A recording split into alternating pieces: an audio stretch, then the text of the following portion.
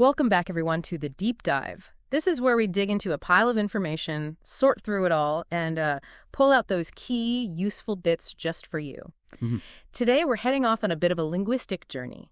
We're looking at how language, even just a couple of phrases, can really connect people. Yeah, it's amazing, isn't it? How just knowing a few words can, bridge these big cultural divides. It builds rapport almost instantly. Language isn't just data transfer. It's connection. It's showing respect. Exactly. And that's our mission for this deep dive, to get you comfortable with introducing yourself in Tamil, a really useful skill. hmm We'll cover both the casual everyday ways and the more formal situations, so you leave with something practical you can actually use. And it's worth remembering, Tamil isn't just any language. We're Right. talking about one of the world's oldest living languages here. Wow, yeah. Ancient roots, stretching back thousands of years, and it's still spoken widely today. Tamil Nadu, parts of Sri Lanka, Singapore, Malaysia. So learning even a basic intro carries, a lot of cultural weight. That's a really good point. So what's the plan for today, then? What are we going to walk away with? Okay, so we'll break down how to introduce yourself casually, Yeah. with friends, then how to switch it up for more formal settings, work, meeting elders, that sort of thing. Got it. And also, importantly, how to ask someone else their name, politely. Okay, sounds like a solid plan. Let's jump in. Right. So where do we kick things off? Maybe start with the everyday stuff, the casual introductions. Sounds good. Yeah, this is for those relaxed moments, meeting friends, maybe classmates, people at like an informal get-together, your basic laid-back hello. Okay. And the nice thing about casual Tamil, like a lot of languages, is it's pretty direct. You just start with your name. The main phrase is "Ampiyar your name," PR. which just means my name is your name. Mhm. Simple, clear. Okay, PR your name. And then if I want to say where I'm from. Right, you'd add "Nan plasle irundu vanden." Okay, Nan plashle unundu vanden.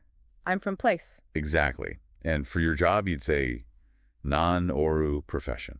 Non-Oru profession. I'm a profession. Makes sense. So let's put it together.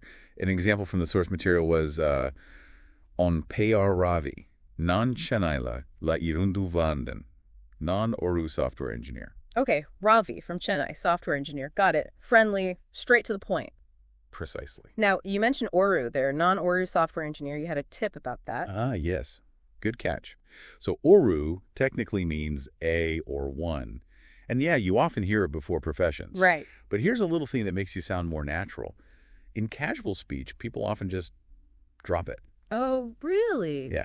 So instead of non-oru software engineer, you could just say non-software engineer. Totally fine. Sounds very fluent. Huh. Okay, that's a great touch. Like one of those little nuances that shows you actually speak the language, not just repeating phrases. Exactly. It's those small things. All right, so we've got the casual intro down. What about when things are a bit more formal, like starting a new job, a business meeting, or speaking to someone older, someone you need to show respect to? Okay, yeah, shifting gears to formal introductions. This is where that cultural awareness really becomes important.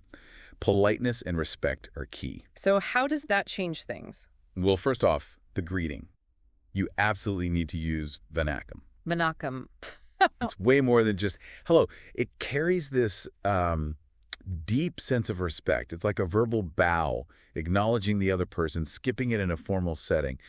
That's not just rude. It could seem really dismissive. Wow. Okay, so definitely start with Vanakkam. Definitely. So the intro becomes Vanakam and Bayar, your full name. Notice usually your full name here. Right, full name for formality, makes sense. Vanakkam and Payar, your full name. And what about the job part? That gets a bit more structured too. Yeah. And say, Nan company la position of Ville Sekiran. Okay, let's break that down. Non-company law. Position of Ville Sekiran. It means I work as a position at company. It's precise, professional. Got it. Non-company la position of Vilaysayakan. So, pulling the example from our source again.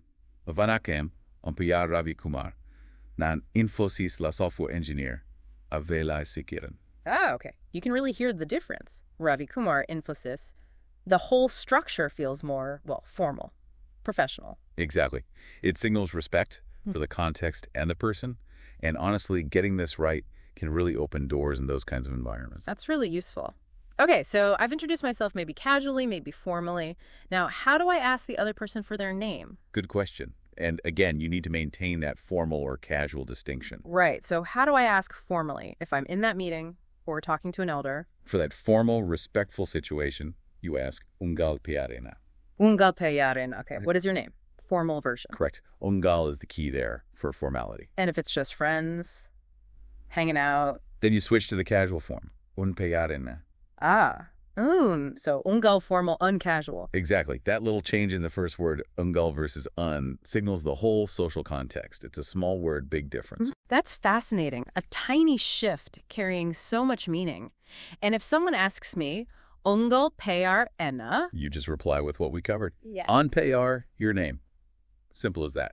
Shows you understood, closes the loop. Perfect. Okay, wow, we've actually covered quite a bit here. We have. So the takeaway is really understanding these two different structures, casual versus formal for introducing yourself in Tamil. And knowing the right way to ask for someone else's name in both situations, too. Yeah, and these aren't just grammar points, are they? They're practical tools for actually connecting with people properly. Absolutely.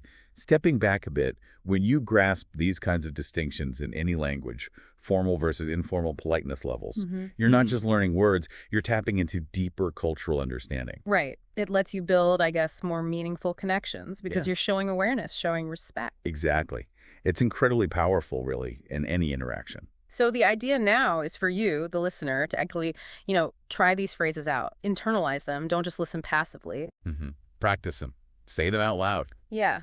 And think about it, just mastering these first few phrases in a language like Tamil, it can genuinely open up a whole new world, new connections, new insights. That's the first step on a much bigger journey. Maybe the next step could be simple greetings or basic small talk phrases, building on this foundation we've laid today. Every phrase learned is like building another bridge. Well said. Okay, I think that's a great place to wrap up for today. So from us, Nandri. Which means thank you. And Santa Shamairunga. And that means stay happy. Until next time on The Deep Dive.